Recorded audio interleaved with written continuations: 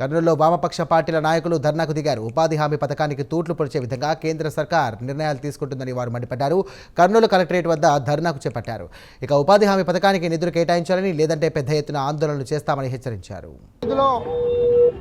కమ్యూనిస్టుల యొక్క ఒత్తిడితోటి UPA-1 ప్రభుత్వం తీసుకొచ్చిన 2005 ఉపాధి హామీ చట్టాన్ని పూర్తిగా నిర్వీర్యం చేసే పద్ధతిలో బీజేపీ కేంద్ర ప్రభుత్వం ఈరోజు కొత్త చట్టం తీసుకొచ్చింది.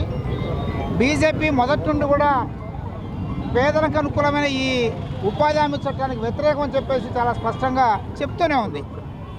అందుకనే అధికారంలోకి వచ్చారు కనుక వాళ్ళ యొక్క ఆలోచన అమల్లో భాగంగానే ఈరోజు 2005 ఉపాధి హామీ చట్టం రద్దు చేశారు.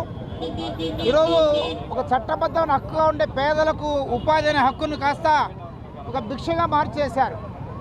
ఇది హక్కు అని చెప్పేసి మేము భావిస్తున్నాం.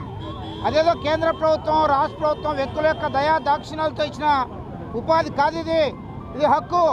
ఆ హక్కును తీసేస్తున్నారు. దీన్ని CPM పార్టీ వామపక్షాలు తీవ్రంగా వ్యతిరేకిస్తున్నాం. ఈరోజు కేంద్రం 90% నిధులు ఇవ్వాలి, అయితే 60% కుదుస్తూ రాష్ట్రంలో భారం వేసే పద్ధతిలో ఈరోజు ఈ మార్పు తీసుకొచ్చారు. రాష్ట్రాలకు వాటా పెంచడం ద్వారా రాబోయే కాలం ఉపాధి హామీ చట్టం ఇక లేదు అని చెప్పేసి ఒక సంకేతాన్ని కేంద్రం ఇస్తుంది.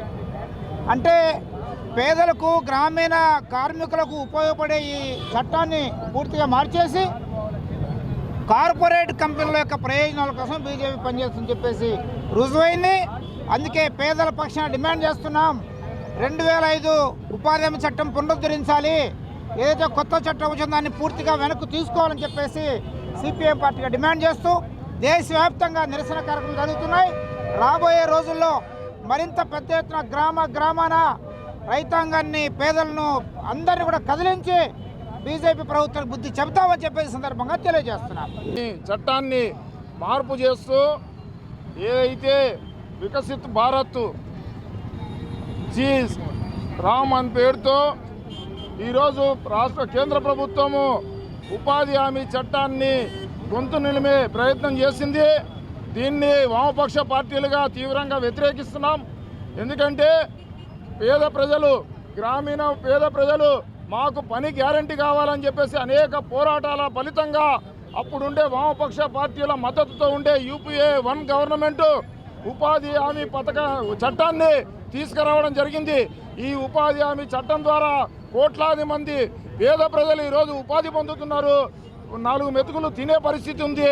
కానీ ఈరోజు తిండిని దూరం చేసే పద్ధతిలో, ఉపాధిని దూరం చేసే పద్ధతిలో ఈరోజు కేంద్ర ప్రభుత్వం గ్రామీణ ఉపాధి హామీ చట్టాన్ని మార్పు చేసి దాన్ని స్కీముగా, పథకంగా మార్చి ఈరోజు రాష్ట్ర ప్రభుత్వాల మీద భారం పద్ధతిలో పూనుకుంటుంది. దీన్ని మేము వామపక్ష పార్టీలుగా తీవ్రంగా వ్యతిరేకిస్తున్నాం. ఏదైతే మహాత్మా గాంధీ గ్రామీణ ఉపాధి హామీ చట్టం ఉందో దాన్ని యథావిధిగా కొనసాగించాలా. అట్లాగే కేంద్ర ప్రభుత్వం గతంలో 90% నిధులను కేంద్ర ప్రభుత్వమే ఇచ్చేది, ఒక 10% మాత్రమే రాష్ట్ర ప్రభుత్వాలు భరించేది. కానీ ఇప్పుడు 40% రాష్ట్ర ప్రభుత్వాలు భరించాలా, 60% మేము ఇస్తామని చెప్పేసే పద్ధతిలో ఈరోజు పథకాన్ని మార్పు చేస్తున్నారు. దీనివల్ల పేద ప్రజలకు ఉపాధి దూరం అవుతుంది కనుక తక్షణమే ఈ పథకాన్ని ఉపసంహరించుకోవాలా. మహాత్మా గాంధీ గ్రామీణ ఉపాధి చట్టాన్ని అమలు చేయాలని చెప్పేసి వామపక్ష పార్టీలుగా డిమాండ్ చేస్తూ ఈరోజు దేశవ్యాప్తంగా ఈ నిరసన కార్యక్రమం చేపడుతున్నాం. నా పేరు రాముడు, CPM పార్టీ జిల్లా కార్యదర్శి వర్గ సభ్యుడు.